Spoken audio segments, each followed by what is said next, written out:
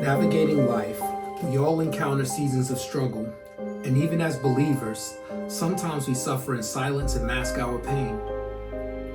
In those moments of hopelessness, we have all repeated Jesus' words from the cross found in Mark 15:34. My God, why have you forsaken me?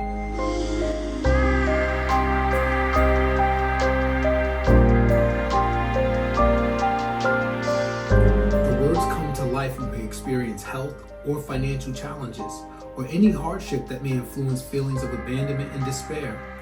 What made Jesus feel that level of despair?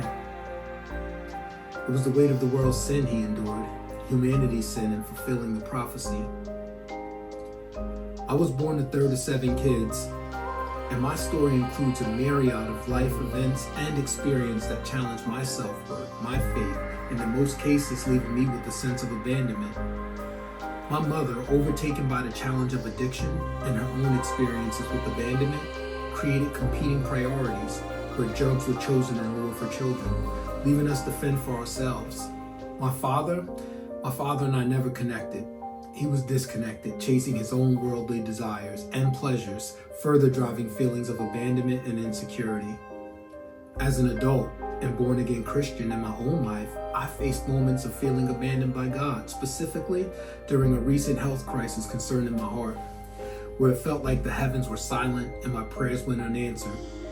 Every time I went to the doctor, the situation seemed to be worse.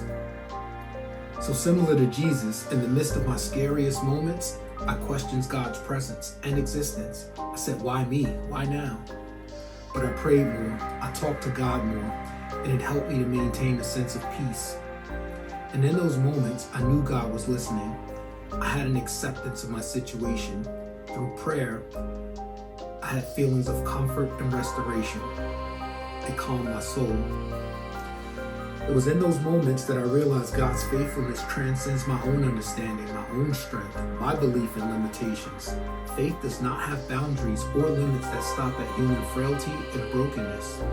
Just as Jesus cried out in agony on the cross, he questioned why God had forsaken him.